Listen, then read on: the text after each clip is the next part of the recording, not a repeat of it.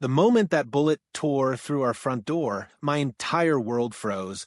I heard the splintering wood, the violent crack of gunfire, and then my disabled daughter's scream echoing through the hallway. I didn't see the shooter at first. I didn't know it was Karen, our HOA president, the woman who claimed to maintain order, the woman who said my daughter's wheelchair blocked the community aesthetic. But when I looked through the smoked-up peephole and saw her standing on our porch, gun still raised, smiling like she'd finally taught us a lesson, I felt something break inside me. This wasn't a dispute. This wasn't a misunderstanding. This was an attempted murder at our own front door. And what Karen didn't know was that cameras were rolling. Before I start the full story, I want to ask you, watching right now, which city are you watching my video from? Make sure to write your city name in the comments. And before we start the story, don't forget to subscribe so you never miss any shocking real-life HOA stories. Now let's begin. This story starts on a quiet Saturday morning. The kind of morning where the birds sound louder than usual, and the sunlight hits your living room in soothing patches. My daughter Lily, 10 years old, disabled since birth, sweet, soft-spoken, was practicing moving from her wheelchair to the couch. Therapy told her this would help strengthen her legs. I was in the kitchen making pancakes, proud of how confident she was becoming. What I didn't know was that Karen had been pacing outside our house since 7 a.m., muttering to herself about community rule violations. She hates children, hates noise, hates happiness, but she especially hates my daughter's wheelchair marks on the HOA sidewalk. She's complained before. She's yelled. She's threatened. But we always ignored her, believing she was just another miserable neighbor with too much free time. But that morning, she crossed a line no one expected. When I heard the violent bang tear through the door, I didn't know if Lily was alive. And the truth behind why Karen fired that gun was even darker. It started like any other morning, quiet, peaceful, and predictable. Lily was humming to herself, her tiny fingers tapping rhythmically on her wheelchair armrest as she attempted her therapist's new exercise. She'd practiced dozens of times before, but today her hands were trembling slightly. "Mom, can you watch me this time?" she called out. I wiped pancake batter off my hands and stepped into the living room. "Of course, sweetheart." She positioned her hands on the couch cushion, pushed her small body upward, and shifted her weight with determination that always made my chest tighten with pride. She wasn't strong, but she was brave, braver than any adult I knew. That's when I heard footsteps, heavy, angry, pacing footsteps right outside our front porch. I froze. Those footsteps, I knew them. Everyone in the neighborhood knew them. Karen, HOA president, self-appointed community dictator, and the loudest complainer on our street. She'd been harassing us for months. Complaints about the wheelchair ramp, complaints about Lily's slow movement on the sidewalk, complaints about visual clutter. We brushed it off. We tried to be patient. We tried to be kind. But this morning, something was different. I approached the window slowly. Through the blinds, I saw Karen pacing back and forth, gripping something under her coat. She kept pulling out a piece of paper, probably another bogus HOA citation, crumbling it, smoothing it, crumbling it again. She was muttering to herself, her face twisted with a rage I'd never seen before. Then she stopped, turned toward our house, and walked up to our door. A cold shiver crawled down my spine. We hadn't even done anything. Lily hadn't even left the house yet. I opened my mouth to call for my husband, then remembered he was at work. That's when it happened. A deafening crack. A blast so violent it rattled the frames on the wall. It splintered across the hallway like deadly confetti. "Mom!" Lily screamed. The bullet tore straight through the door, straight through the wood, straight into our home. My heart stopped. Not figuratively. Literally, it felt like it skipped a full beat. I lunged toward Lily. She was on the floor, her wheelchair tilted, her hands shaking uncontrollably. Her eyes widened in shock, tears streaming down her face. "I'm okay. I think I'm okay," she whispered, but she didn't sound okay, not even close. I pulled her toward me, holding her tightly as dust from the blasted door floated around us. I checked her arms, her legs, her chest, no blood. Thank God. But then, the most terrifying thought hit me. Karen didn't fire by accident. She fired on purpose. And she wasn't done. Through the broken front door, I could see her silhouette. Gun raised again, staring straight at us.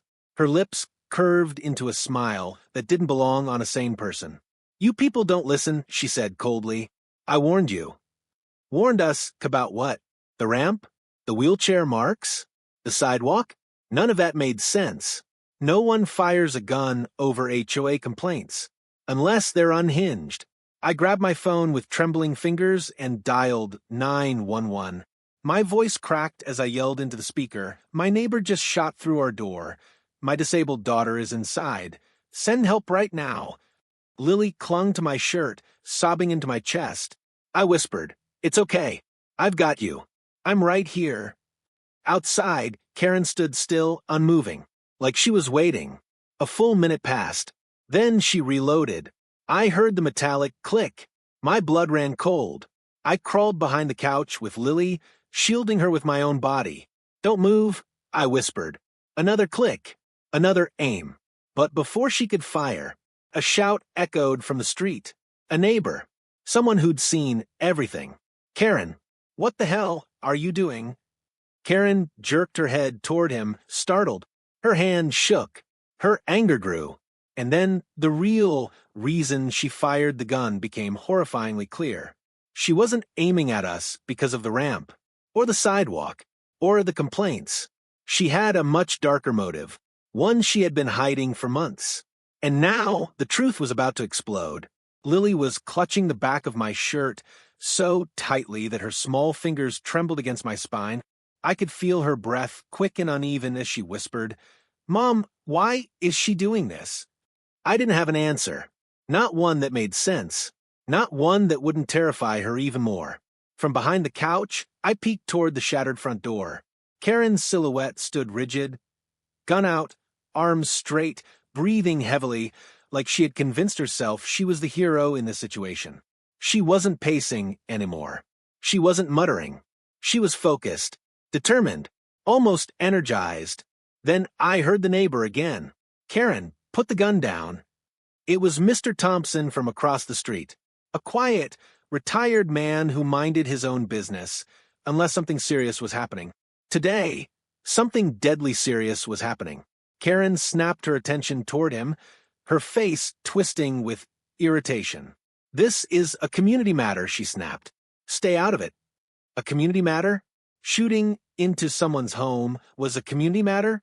I felt my stomach twist. Mr. Thompson raised his hands, backing away slowly. "You're pointing a gun at a child, Karen. What is wrong with you?" Karen's expression didn't soften. It hardened. "She's not a child," she spat. "She's a liability. The whole family is. I've filed complaint after complaint about their violations. They ignored every single one. Someone had to do something." I felt Lily flinch behind me. Liability. The word felt like a stab in the air. My daughter, my sweet, gentle daughter, had just been dehumanized like she was an object ruining someone's view. But Karen wasn't done. "You people don't understand," she continued, her voice rising. "Their daughter damages the community image. The wheelchair scratches the pavement. The ugly ramp on their porch lowers property value. Their presence invites pity. Pity.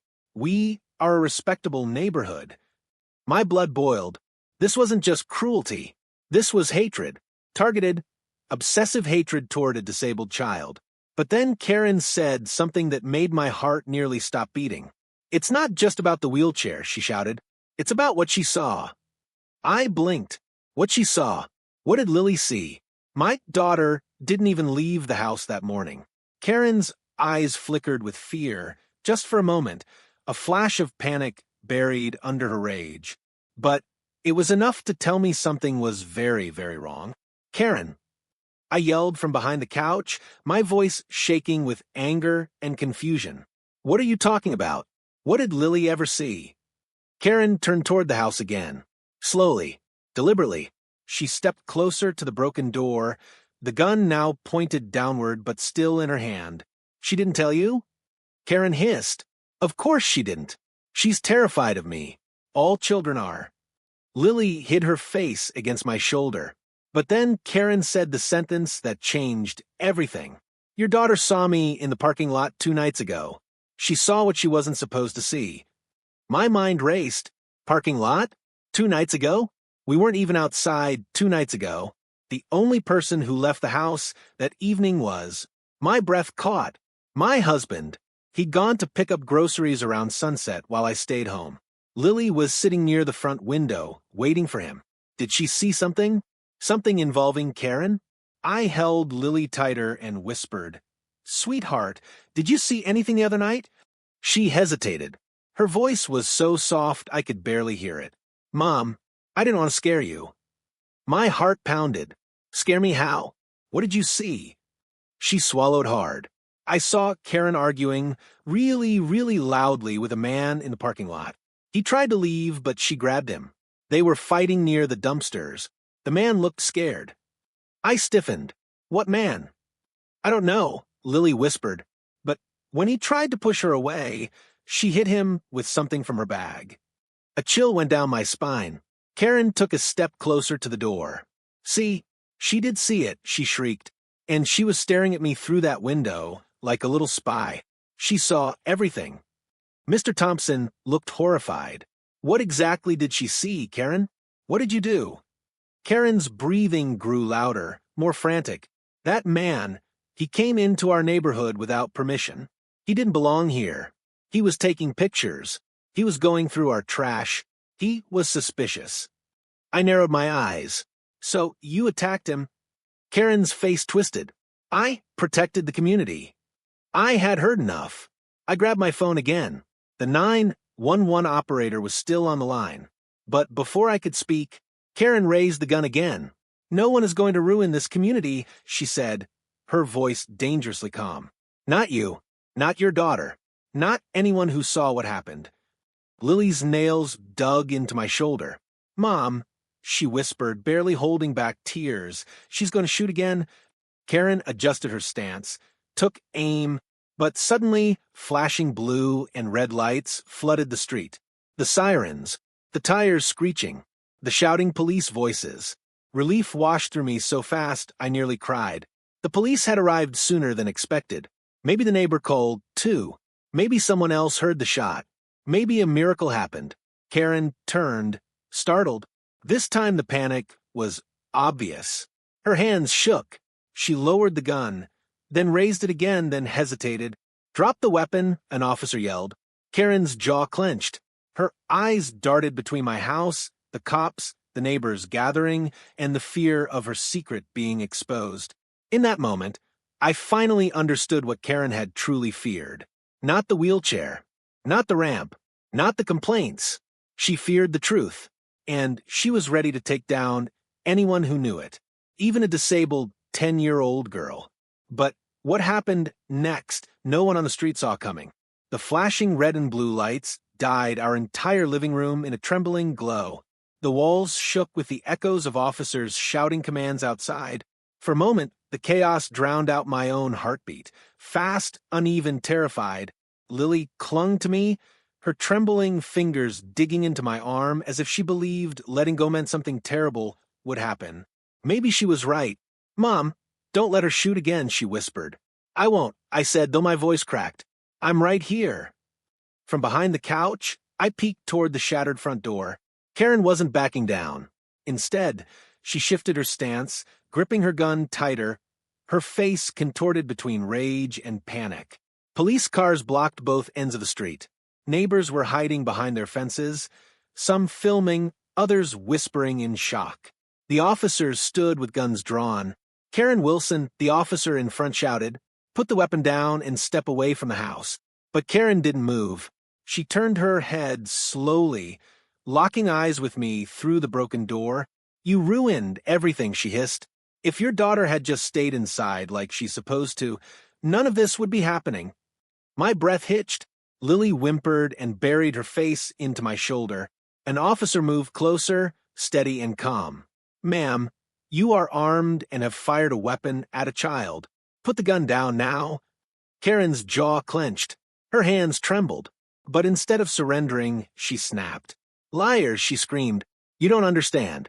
He was going to expose me. That man was breaking the rules. He was planning something. The officer frowned. Ma'am, what man? Karen's eyes flickered with fear again. That same fear Lily noticed 2 nights ago. I whispered to Lily, Sweetheart, what did you see after that man fell? Anything else? Her voice was quiet, shaky. After she hit him, he didn't move. He just stayed on the ground. And Karen dragged something into her garage.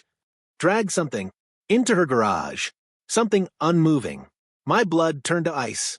Before I could say anything, Karen shouted again, louder this time. She saw me. I couldn't let her talk. I had to shut them up, all of them. The officers stiffened. A few exchanged meaningful, alarmed glances. This wasn't just an unstable HOA president anymore. This was someone who may have committed a crime far worse than firing a gun into her home. The leading officer took a cautious step forward. Karen, put the gun down. We can talk about whatever happened, but if you point that weapon again, we will have no choice but to respond. Karen's breathing quickened. Her eyes darted from the police to our house to the neighbors recording. Her secret was seconds away from unraveling. No, she screamed, stepping backward. Nobody is taking me in. You don't get it. Everything I did was for the community, for our reputation. One of the officers responded sharply, Karen, you shot at an unarmed disabled child. That is not community protection. That is attempted murder. Karen's face twisted. She would have spoken. She would have. Then she pointed the gun. Not at the officers. Not at the sky. At our house. At my child. Lily gasped. Mom, she's aiming again. I didn't think. I didn't breathe. I didn't hesitate. I lunged over Lily, pulling her completely beneath me, shielding her tiny frame with my entire body. Stay down. I shouted.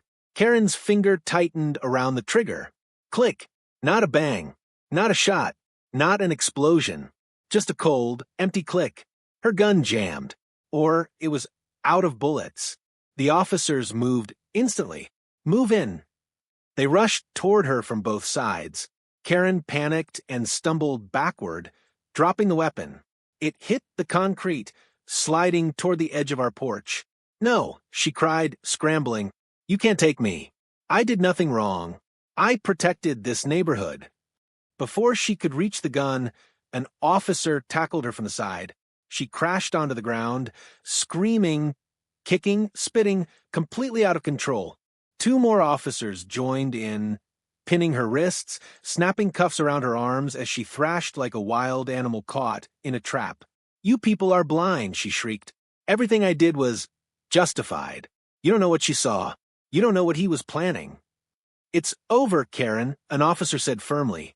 You fired a gun into a home with a child inside, and now you're under arrest. Karen's voice cracked with fury as they pulled her toward the cop car. Her eyes scanned the crowd.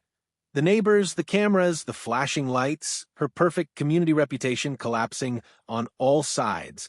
You people will regret this, she screamed. I was right. I was right. You'll all see.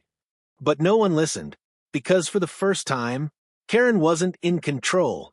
The police opened the back of a cruiser and shoved her inside. She kept screaming, but the voices faded as the door slammed shut. The moment the car pulled away, the street fell into a heavy silence. I held Lily's face gently between my hands and whispered, You're safe. It's over. But Lily shook her head slowly. No, Mom, it's not over. I frowned. Sweetheart, she's gone. She can't hurt you anymore. Lily looked toward Karen's house, the garage specifically. That man, the one she hit, she dragged something inside. I think she hid something there. I felt my breath catch, and then the officer approached us. Ma'am, he said quietly, we need to talk. Your daughter's statement might mean this isn't just an assault. We might be looking at something much bigger. I swallowed. Bigger? Bigger than attempted murder? The officer nodded, solemnly. Your neighbor may have been involved in a crime scene long before this morning, and your daughter might be the only witness. Lily squeezed my hand. The nightmare wasn't over. It was just beginning. The street was still buzzing with whispers when the officer crouched beside Lily, speaking gently so he wouldn't frighten her. "Sweetheart, you said Karen dragged something into her garage. Can you tell me exactly what it looked like?" Lily hesitated. Her eyes filled with the kind of fear no child should ever feel. She pressed her cheek against my shoulder. I don't know what it was, but it wasn't moving. The officer exchanged a grim look with his partner. "Ma'am, we need to check Karen's property before anything is disturbed. With your permission, we'd like you and Lily to stay with a paramedic while we search the garage." I nodded immediately. Of course. But Lily didn't let go of my hand. "Mom, please don't leave me." I knelt, brushing her cheek. "I'm not going anywhere. We'll stay together." A paramedic gently inspected Lily for injuries. Thankfully, she wasn't physically harmed, but her hands were shaking so badly that even the paramedic paused. "She's in shock," he said quietly. "Stay close." As they tended to Lily, I watched the officers move toward Karen's house. They ducked under the yellow caution tape, flashlights in hand, guns drawn just in case anyone else was inside. Two neighbors came closer, whispering harshly. She finally snapped. "I always said she'd go too far. She shot at a child. What kind of monster does that?" But one neighbor, Mrs. Jefferson, leaned closer to me. "I saw her with someone 2 nights ago," she murmured, lowering her voice. "An unfamiliar man. They were arguing. He didn't look like he belonged here." My heart stiffened. "Did you see what happened?" She shook her head. "Only bits." He seemed scared. Karen looked furious. I didn't think much of it until now. Before I could respond, a shout came from Karen's property. "Officer, you need to see this." People gasped. The officers motioned for everyone to stand back. My chest tightened with dread. One officer jogged toward us. "We found something in the garage. We're securing the scene. No one enters." Lily clutched my sleeve. "Mom, is it the man?" I didn't know, but something in the officer's tone said, "This is bad. Really bad." Minutes passed. Heavy, cold, suffocating minutes. Then the lead detective, a tall man with a tight jaw and eyes that revealed years of unpleasant discoveries, approached. "Ma'am," he said to me, "I'm going to need to ask your daughter a few more questions. With you present." Lily's grip tightened, but she nodded bravely. The detective knelt down, his voice gentle but serious. "Sweetheart, did the man Karen was arguing with look hurt before she dragged him?" Lily's voice was barely above a whisper. "Yes, he fell. Or she made him fall." The detective sighed. "And when she dragged him, did he move at all?" "No," Lily said, her eyes filling with tears. "Not even a little." That was all the confirmation he needed. He stood and looked at me with a grave expression. "We found a body." My throat closed. Lily gasped and buried her face into me. "Mom, I told you she dragged something." I stroked her hair, trying not to cry. A child shouldn't carry the weight of witnessing violence. But she had, quietly, without telling me, because she didn't want to scare me. The detective continued, "It appears the man died from blunt force trauma, and from what your daughter described, Karen likely struck him with an object she kept in her bag. We found blood on a metal flashlight inside her house." My skin crawled. That rage-filled expression Karen had worn this morning suddenly made horrifying sense. She wasn't trying to protect anyone. She was trying to silence a witness. "Do you know who the man was?" I asked. "We're working on identifying him," the detective said, "but based on early evidence, he wasn't a resident. He may have been homeless, looking through trash for recyclables. Nothing criminal." I shook my head in disbelief. Karen had attacked an innocent man, and when Lily saw it, Karen spiraled into paranoia, convinced a child would expose her. The detective lowered his voice. "Your daughter saved this case. If she hadn't spoken up, we might not have known what really happened." Lily looked up at him shyly. "I didn't mean to see it. I was waiting for my dad." He gave her a sympathetic nod. "You did the right thing." Suddenly, another officer rushed toward the detective. "Sir, You need to see this too. He left immediately. The paramedics suggested we sit on the ambulance steps to stay warm. Lily rested her head on my lap, exhausted. I stroked her hair, watching the swarm of officers move in and out of Karen's house. 15 long minutes later, the detective returned. "There's more," he said. My stomach twisted into a knot. "More?" We found Karen's computer. There are documents, journals, recordings. She had been tracking your family for months. My blood ran cold. Tracking us how? She kept logs of when Lily went outside, when your husband left, when you drove to work. Photos. Complaints she never filed. She was convinced your daughter was disrupting the community balance. She wrote that Lily's disability was lowering neighborhood value. She believed your family was a target. Lily sat up, horrified. She hated me that much? I cupped her face gently. No, she was sick. Not you. Never you. The detective nodded. This wasn't about HOA rules.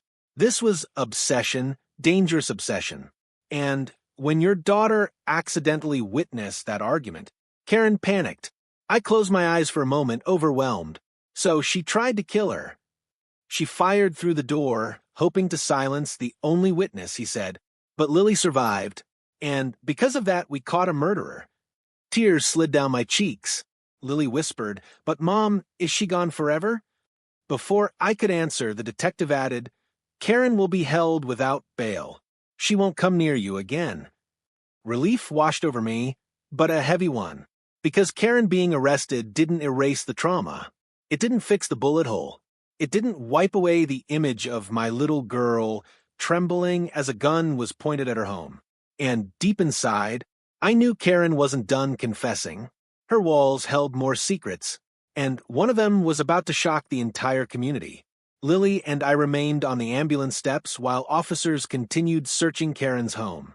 The cold metal beneath us felt strangely grounding, like the only solid thing left in a day that had spun far past reality. Lily's tiny hand stayed wrapped around mine, her grip weak but constant, like she was afraid that if she let go, someone else might try to take her away. The detective returned again, this time with a look even grimmer than before.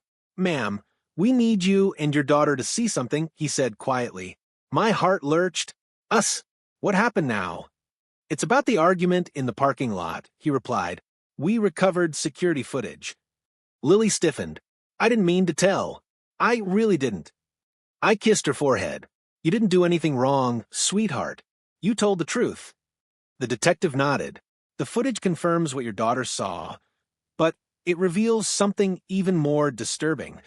He led us toward the police car where the tablet screen rested, paused on a dark image. A parking lot. Karen. A man standing several feet away from her. The detective pressed play. Nighttime. The lot was lit by only 2 flickering street lamps. Karen stood with her arms crossed, blocking the man's path. He was thin, disheveled, holding a small bag of recyclables. His hands were raised defensively. Karen moved closer. The man stepped back. We watched silently. The audio was faint, but barely enough to hear muffled shouting. Karen's voice cut through. "You don't belong here." Then the man said something we couldn't hear, pointing toward the trash collection area. Karen's posture shifted. Rage, tension, raw hostility. She reached into her bag, pulled out a heavy metallic object, a flashlight. The man raised his arms, backing away faster. Karen lunged. She swung. Hard. The man collapsed immediately, falling out of the camera's frame. Lily gasped softly and covered mouth. "That's when she hit him," she whispered. The video didn't stop there. Karen crouched beside the man, grabbed by the arms, and looked around nervously.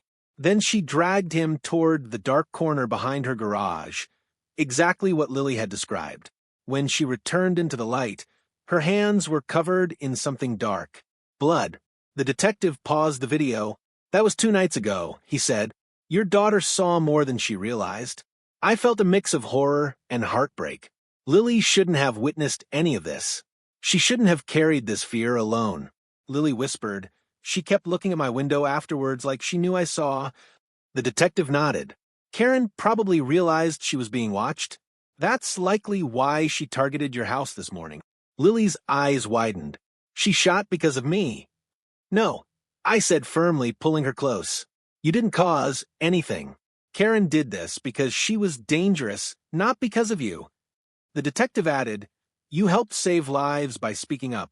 But even as he tried to reassure us, I could see something was still bothering him. Detective, I said slowly, you said the footage was disturbing. Is there more? He inhaled deeply. Yes, the man she hit, he wasn't homeless. Then who was he? The detective lowered his voice. He was a private investigator. My breath caught. Private investigator?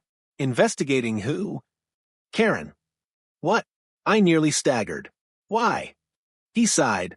He was hired by another family, one that moved away suddenly 6 months ago after reporting harassment by Karen. They suspected she had done something criminal. He was collecting evidence. My head spun. Lily looked scared. So Karen was being investigated before she attacked him? The detective nodded gravely. The PI found something in Karen's trash 2 nights ago, he said. We recovered his notes inside his bag. What did he find? I asked, my voice barely steady. The detective paused before answering. Illegal surveillance photos, he said. Tons of them. Of multiple families. Children. Homes. Including yours. A cold shiver ran through me. She was spying on us? Yes, extensively. The PI planned to confront her or record her reaction. That's when she panicked and attacked him. My knees weakened. I steady-held onto Lily. So, when Lily saw the confrontation, I whispered, Karen knew someone else saw the truth. That is likely why she came to your home armed, the detective said. She felt exposed. The reality hit me like a punch. Karen wasn't just angry. She wasn't just controlling. She wasn't just unhinged. She was spiraling, violent, dangerous. Someone who committed a crime, got caught, and went after a witness, even if that witness was a disabled child. Lily's lip quivered. Mom, she would have killed me. My heart broke into 100 pieces. I pulled her close, hugging her so tightly she let out a soft sob. She didn't, I whispered. You're here. You're safe. The detective stepped closer. There's something else you need to know. I braced myself. When we searched Karen's garage, we found the PI's phone hidden behind a cabinet. Was it damaged? No, he said, but what's on it explains everything. I swallowed hard. What's on it? The detective stared at me, his voice dropping lower. He recorded something before he died. A voice memo. It names Karen. It explains what he found. And he says there were more victims. More families she harassed into leaving. More people she targeted. Lily inhaled sharply. Karen hurt other people too? The detective nodded. She wasn't just obsessed with your family. She was obsessed with control. Anyone who threatened her power, she eliminated or forced out. My world tilted. This wasn't one incident. This wasn't random. This was a pattern. A long nightmare that no one saw until it was too late. The detective laid a gentle hand on Lily's shoulder. You helped stop her. You were brave. Because of you, we can give justice to those other victims too. Lily's eyes glistened with tears, but there was a spark of strength inside them. The strength she didn't even know she had. I hugged her again. You're my hero, I whispered. The detective took a deep breath. Ma'am, there's one final thing, and it's important. What is it? Karen left a note inside her house. For you. My blood froze. For me? He nodded. We found it pinned to her wall. It has your name on it. Lily's breath hitched. Mom, she whispered. What if she wrote something scary? I looked at the detective. What did it say? He hesitated, then answered, It says, this didn't end today. A cold shock rippled through me. Karen was behind bars. Investigators were uncovering her crimes. But even from the police car, she was still threatening us. Lily's hand tightened around mine. Mom, she whispered, what does that mean?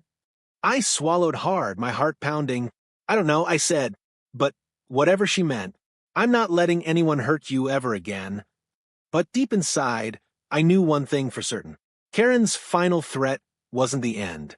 It was the beginning of something darker. The detective's words hung in the air like a storm cloud ready to burst. This didn't end today. Those 5 chilling words felt heavier than everything we had already endured.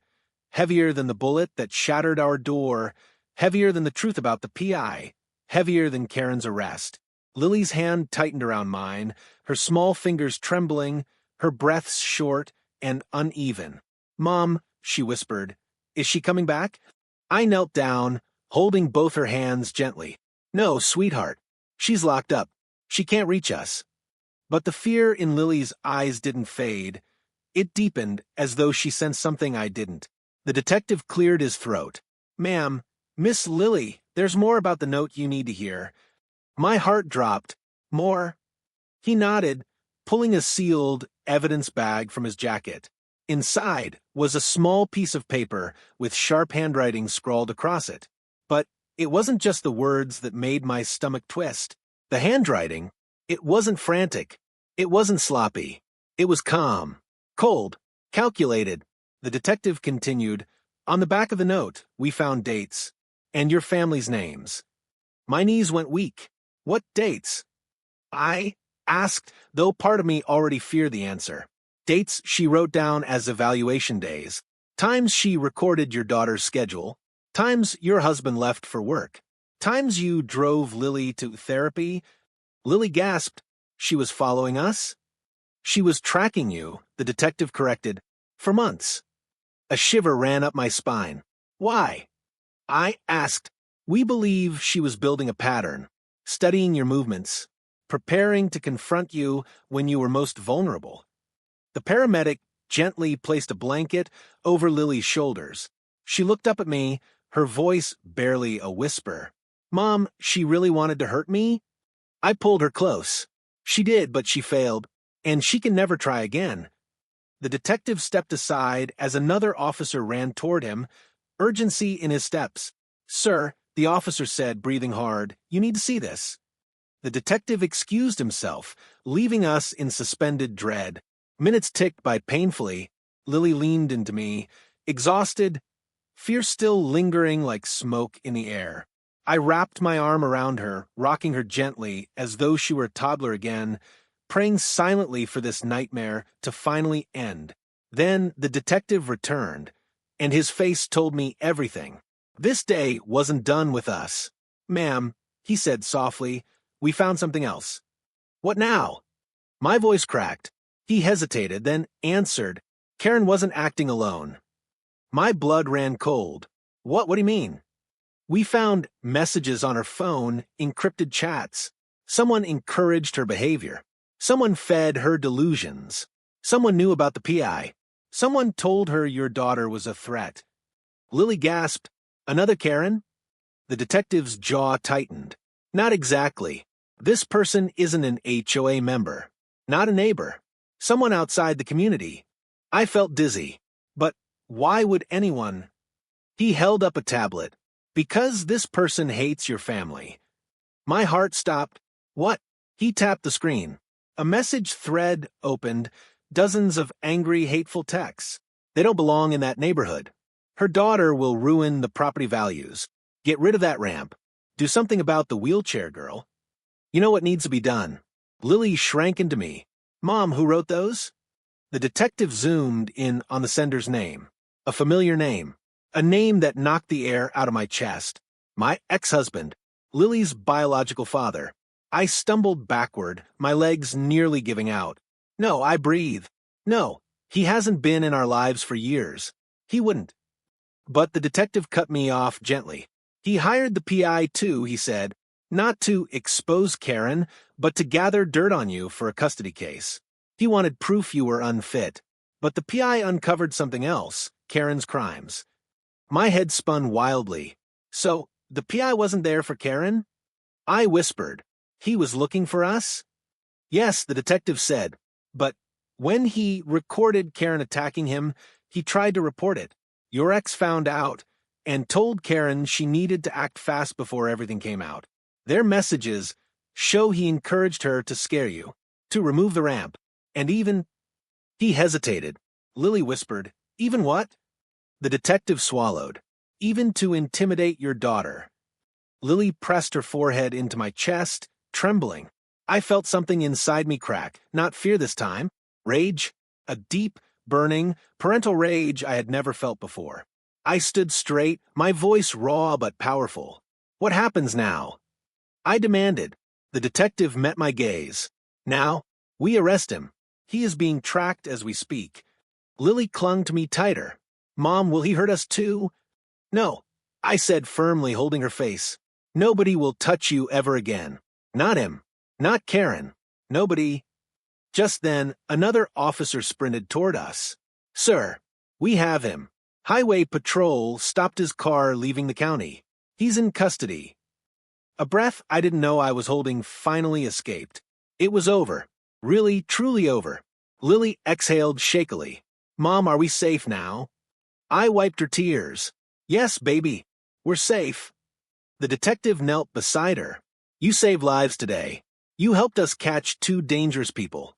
You're incredibly brave." Lily managed a small smile, her first in hours. But as the officers packed evidence into boxes and neighbors whispered about the shocking scandal and paramedics checked us one last time, all I could think about was how close I came to losing the most precious person in my world. I looked at the bullet hole in our door, a jagged reminder of everything that had happened, and I made a silent promise. No one will ever threaten my daughter again. Not Karen. Not her accomplice. Not anyone. I kissed Lily's forehead. "Let's go home," I whispered, though home didn't feel the same anymore. She leaned into me, exhausted but safe. "Mom, can we fix the door tomorrow?" I smiled softly. "We'll fix everything tomorrow. Because today, we survived. If you're still here, thank you for watching this unbelievable journey to the end. Stories like this remind us how quickly life can change, and how important it is to protect the people we love, especially our children. Before you scroll away, tell me which city you're watching from, and if you want more real, emotional, twist-filled stories like this, hit that subscribe button right now. Your support keeps this channel alive and helps these powerful stories reach more people. Stay safe, stay aware, and remember, sometimes the heroes are the ones nobody expects.